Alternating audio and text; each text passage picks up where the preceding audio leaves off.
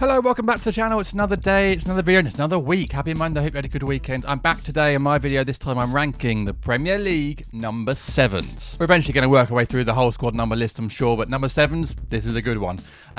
Before we start, remind you that you can subscribe to my channel. Please do if you're new here. Hit the bell so you get notifications every time I do a new video. Like the video if you enjoyed it, and then comment below with your thoughts on my number 7 rankings and other ranking videos that I should do in the future. And if you can spare a few quid a month, join my Patreon where you can get extra ranking videos and get mentioned below every single video that I do. Right, let's get into then the ranking of the Premier League number 7, starting at 20 with Luton Town, because they don't have one. Yes, the first of 3 teams that don't have a number 7, but like previous videos, I've ranked them by their previous number 7s. Luton's previous was Harry Cornick. Perfectly good player. He's now left and gone to a different championship team. Can't remember who it was. It was Bristol City. But anyway, was been at Luton for 6 years. Fairly consistent player, certainly in the lower leagues. Less so last season. So no, he's moved on. Will Luton sign a new number 7? We'll find out soon enough. But for now, they're bottom of my list because they haven't got a number 7.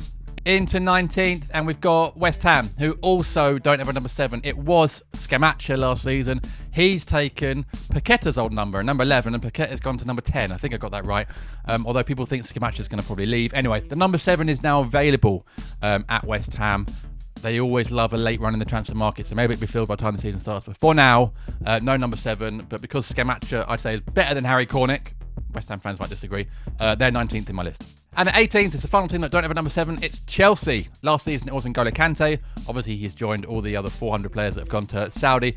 So number 7 is free at Chelsea. Again, they've got loads of new signings. You might find out next week who gets the number 7 shirt. I did a bit of research. Couldn't see that anyone's got it. So for now, no number 7 at Chelsea. But Kante, definitely the best of those 3 players that we just mentioned that were previous number 7s at those 3 clubs. So that's why Chelsea are 18th in my list. So on to 17th, the team who actually do have a number 7. I'm going to start with Sheffield United and Rhian Brewster. Do you remember a couple of years ago when Rhian Brewster was supposed to be the next big Liverpool player to come through? Went to Sheffield United when they're in the Premier League. I don't think he scored a single goal that season. Struggled, has stuck with them, and basically has become a bit of a championship forward. I don't know how much he'll feature this season in the Premier League, but you know, perfectly good young player, but certainly in the list of these number 7s, probably the weakest. Maybe would have put him above Harry Cornick if I'm perfectly honest. Anyway, number 17th in my list is Rhian Brewster. Number 16 in my list is Johan Gudmundsson at Burnley. Been there a long time, an absolute club legend, but getting on a bit now. I think we'll probably still feature a bit in the Premier League this season, but not one of the strongest number 7s compared to the rest of my list. I like him a lot though. I feel like he's been there for about 20 years and a very reliable player, but when it comes to number 7s in this list, I'm going to put him at 16th. At 15th, I've got Sergi Canos at Brentford, a player who burst onto the scene. Not now, Micah Richards. A couple of years ago with that goal of the opening day of the season against Arsenal. Great goal, but seems to have been in and out of the team since. Brentford fans, let me know, is he regular? I feel like he hasn't really sort of popped up as much since. But a talented player. You know, on his day, I would say can make the difference. But again, compared to the 7s in this list, I'm going to put him down at what we're now, 15th. At 14th, I'm going to go with the player who has returned after treatment for cancer. It's a lovely story. Was a fantastic young player. Now, hopefully, trying to resurrect his career. Still at Bournemouth. It's David Brooks, Welsh international, great left foot. Obviously, had been out of the game for a while with treatment for cancer. It's a lovely story that he's able to come back and play, and everyone in the whole of the football world wishes him all the best. And would like to see him back to those levels before his treatment, when he was definitely one of the brightest young stars, certainly in the Championship, potentially the Premier League. I can't remember actually when it was that he broke into the team. But yeah, would love to see him get back to those levels. Currently, though, because of what's happened, he's still quite low down my list. But I hope next season we do this list again, and he's much, much higher up it. Into 13th, and I've got Neeskins Cabano at Fulham, another player young player, so much more from him to come, but hasn't quite set the Premier League on fire yet. I will say though, his first name gets him high up the list there. Neeskins, named after the Dutch football legend, because I think his dad was a big fan of Dutch football. So there we go. That gets him higher up the list, but still more to come from him, we'd think. Although with Mitrovic potentially leaving Fulham this season, maybe he'll get more chances.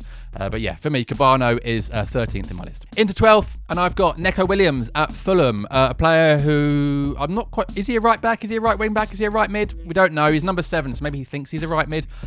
Started the season really strong last season at Forest, but ended up losing his place to Serge Aurier, and at this point in time, I'm not sure if he's even first choice anymore. Again, another sort of promising youngster from Liverpool Academy. I think he's a really, really good player, but one of these players I think doesn't quite know his position, and neither do the coaches, and so they're not quite getting the best out of him. But Neco Williams maybe needs to leave Forest even potentially, but could be a very, very good player. So yeah, he's number 12th in my list. At number 11, we're going to Everton for Dwight McNeil, another very good young player. Although, is he that young anymore? Not sure now. Left-footed, loves to cut in from the left and curl it in the top corner. I think he's very, very good. I liked him at Burnley. I think he'll be a big player for Everton this season. He's got the number 7 shirt there, which obviously carries with it a lot of reputation. And for me, so he's just outside the top 10 for me, in at number 11, but I think could be a player that if Everton have a good season, and I think they're going to be down the bottom and struggling, but if they do well, he could be one of the reasons that they do well. So just outside top 10, number 11 for me, Dwight McNeil. Into the top 10, and we've got a player who I may have put a bit high, actually, a player that I think I've put on sort of past form, and that's Pedro Neto at Wolves, who a couple of years ago was an absolute game changer. Last season, Wolves struggled, and he didn't really feature as much, or certainly didn't do as much. This season, I think Wolves will struggle again, so I don't know who's going to... Will we get the old Pedro Neto or the current Pedro Neto? Don't know. Those in the football, FPL, fantasy football, fantasy Premier League circles will be shivering at hearing his name, because he was the one at the start of last season. Everyone was getting because he's so cheap, and then he was absolutely terrible. So who knows, but a very, very good player. And again, with the exits at Wolves, they're going to need someone like him to step up. So Pedro Neto is at number 10 in my list of number 7s. Into some proper number 7s now. Here we go. The big names are coming. I'm going to start with Solly March at Brighton, a player who I have to admit is my weird, irrational dislike. I don't know why. Maybe because he looks like he shouldn't be a footballer, or looks like he should be sort of League One at best. And even the way he plays doesn't feel Premier League. But you can't deny he is one of Brighton's best players. And last season was one of the reasons they did so well. Loves to cut in from that right side on his left foot. Very, very threatening and a very good player. Deserves number 7, the shirt at Brighton. And I think we'll have another big season again. So much as it pains me to say, although obviously you've worked out now that Brighton are below Palace again in this list. Solly March, very good player, number 9th in my list. At number 8, it's a bit of a club legend. We're going to Aston Villa for John McGinn, another player who really, really has earned that number 7 shirt, has been an absolute constant for them the last couple of years, from the Championship to the Premier League. A real tough tackling midfielder. We've had all sorts of different number 7s so far, haven't we? We've had wingers, we've had strikers, we've had centre mids. We've now got almost a box-to-box midfielder now in John McGinn. Very likeable player, although has a weird streak in him where he will sort of go a bit crazy, but I know Villa fans love him and he's a bit of a club legend. So 8th in my list, John McGinn. At 7th in my list, and this might be my controversial pick, a player who has moved for a lot of money this summer, but I think needs to really prove himself as number 7, certainly at his new club, where that number carries a lot of weight, and that is Mason Mount at Man United. The 7s they've had down the years, Cantona, Beckham, that shirt carries some serious weight. He's going to have to really prove himself. I know he really divides people. I think he's a very reliable player. That's why coaches like him. And I think he could do really well in this sort of new look United. But he's going to have to really prove himself in that number 7 to get higher up in my list. So yeah, another one, if you do it in a year's time, could well be lower. Sorry, could be higher. Could be lower as well. So Mason Mount currently is number 7 in my list of number 7s. Number 6 is a player who also could be higher next season. I suspect probably at a different team. It's Michael Elise at Palace. One of the most enjoyable players I've ever seen play at Palace. He's only been with us for 2 seasons. Could well, by the end of this video, even not be a Palace player. Maybe taking that number 7 shirt at Chelsea. But what a talented guy he is. Could, in a year's time, could be top of this list. It could even be, who knows, not in the Premier League. I mean, what a fantastic player he is. If we keep him for another season, I'll be enjoying every second of seeing him playing a Palace shirt. Great player. Currently number 6 in my list, number 7s.